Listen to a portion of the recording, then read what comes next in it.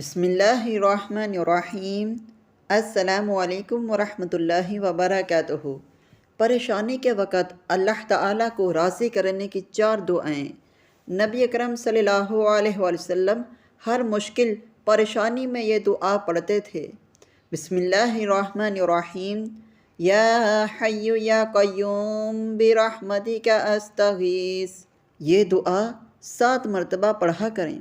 سبحان اللہ و بحمدہ، یہ دعا 100 مرتبہ پڑھیں۔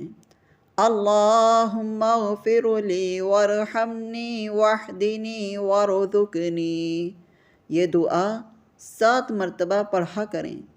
ان اللہ کان غفورا رحیما، یہ دعا 11 مرتبہ پڑھا کریں۔ پیارے دوستو، اگر آپ کو کوئی پریشانی آئے تو آپ یہ کلمات پڑھا کریں، اللہ تعالیٰ آپ کی تمام پریشانیوں کو انشاءاللہ تعالیٰ دور فرما دے گا۔ السلام علیکم ورحمۃ اللہ وبرکاتہ۔